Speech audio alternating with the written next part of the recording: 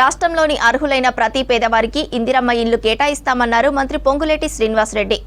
దీంతో పాటుగా గ్రీన్ ఛానల్లో ఉన్న ఇందిరమ్మ ఇండ్ల లబ్ధిదారులకు నిధులు విడుదల చేస్తామన్నారు. గత ప్రభుత్వం 36,000 ఇండ్లను అసంపూర్తిగా వదిలేసిందన్నారు. దాదాపు 84 లక్షల మంది ఇందిరమ్మ ఇండ్ల కోసం ప్రజాపాలనలో దరఖాస్తు చేసుకున్నారని తెలిపారు. ఇండ్లు లేని పేదవాడికి ఇందిరమ్మ ఇండ్లు ఇచ్చే విధంగా 33 జిల్లాలకు ప్రాజెక్టు డైరెక్టర్లను ఏర్పాటు చేశామన్నారు. ఇందిరమ్మ ఇండ్ల కోసం వెబ్సైట్, టోల్ ఫ్రీ సెంటర్లను ఏర్పాటు చేస్తామన్నారు.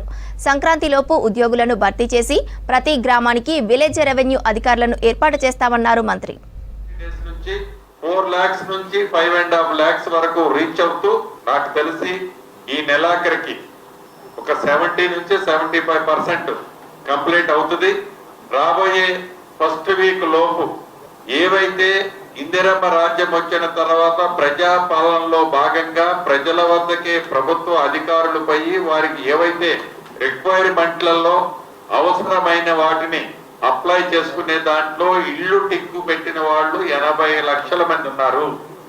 ఈ 80 లక్షల మందిలో యాక్చువల్ బెనిఫిషరీస్ ఎవరో ఐడెంటిఫై చేయడం కోసం ఇది నిరంతరము జరిగే కార్యక్రమం కాబట్టి ఏదో 4.5 లక్షల ఇల్లు ఇచ్చేసి చేతులు దులుపుకొని పోవాలని ఈ ప్రభుత్వానికి అటువంటి ఆలోచన లేదు. కాబట్టి ఈ ప్రభుత్వం మళ్ళీ 5 సంవత్సరాల తర్వాత కూడా మిగిలిన వాళ్ళు ఎవరైనా ఉంటే ఇల్లు ఇవ్వాలి అనే ఆలోచన ఉన్నది. కాబట్టి దీన్ని లాంగ్ విజన్ తో పర్ఫెక్ట్ గా బెనిఫిషరీని ఐడెంటిఫై చేయడం కోసం ఈ యాప్ ని ఏర్పాటు చేసి కేంద్ర ప్రభుత్వం నుంచి అది అర్బన్ కావచ్చు, రూరల్ కావచ్చు, ఆ అమౌంట్ తక్కువ కావచ్చు, వారు ఏ రకమైన కోరికలు కోరినా ఆ కోరికల్లో ఫిట్ అయ్యే విధంగా ఈ యాప్ ద్వారా ఎలిజిబుల్ అయ్యే వాళ్ళని మనం కట్టించే వాటిలలో ఆ కేంద్ర ప్రభుత్వం నుంచి వచ్చే నిధులను కూడా ₹1 కూడా మిస్ కాకుండా వాళ్ళ బ్రాండింగ్ కావాలన్నా కూడా ఈ రాష్ట్ర ప్రభుత్వము బేషరతుగా యాక్సెప్ట్ చేసి దాంట్లో ఫిట్ అయ్యే కాన్సెప్ట్స్ అన్నిటినీ ఈ యాప్ లో ఇన్కార్పొరేట్ చేసి ఈ యాప్ తో ఇప్పటికి 32 లక్షల మంది పూర్తయింది. ఈ నెలాఖరికి మాక్సిమం 75-80% కంప్లీట్ అవుతుంది. ఇదే టెంపోలో 4th to 5th కల్లా, జనవరి 4th to 5th కల్లా నాకు తెలిసి టోటల్ 80 లక్షల మంది డేటా రాష్ట్ర ప్రభుత్వం ఎవరైతే ఇళ్లు కావాలని అడిగారో వాళ్ళందరి డేటా ఈ రాష్ట్ర ప్రభుత్వం దగ్గరకు చేరడం జరుగుతుంది. దాన్ని యుద్ధ ప్రాతిపదికంగా బెనిఫిషరీస్ ని ఫస్ట్ 4.5 లక్షలని poor of the poor identify చేస్తాం.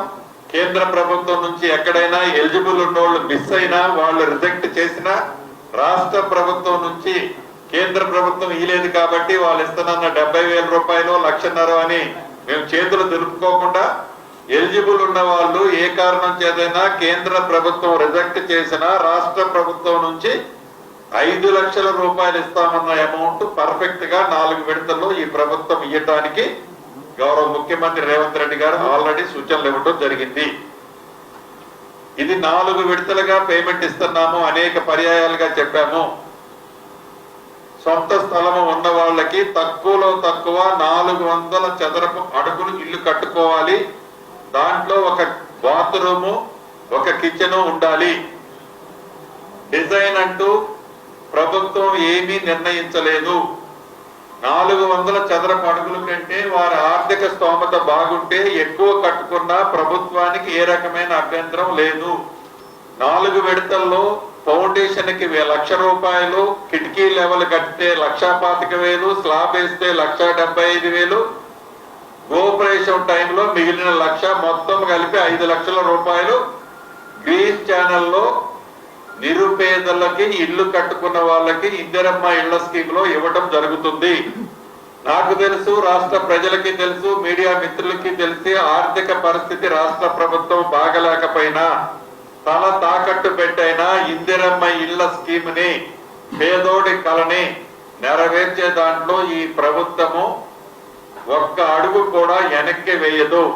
ఇందిరమ్మ కమిటీలు ఏవైతే ఉన్నాయో గ్రామ సభ పెట్టినప్పుడు ఎలిజిబుల్ ఉన్న వాళ్ళని ఐడెంటిఫై చేసే దాంట్లో poor of the poor people నే ఐడెంటిఫై చేసుకోవాలి. ఏ రకమైన ప్రలోభాలు ఇందిరమ్మ స్కీమ్ లో ఉండొద్దు. వీటితో పాటు కన్స్ట్రక్షన్ చేసేటప్పుడు ఏదైతే మా అధికారులు యాప్ లో చాలా క్లారిటీగా ఈ యాప్ని నిర్మించడం జరిగింది. పారదర్శకంగా ఈ స్కీమ్ ని నడిపించాలన్నదే మన ఇందిరమ్మ ప్రభుత్వం యొక్క ఆలోచన, లక్ష్యం.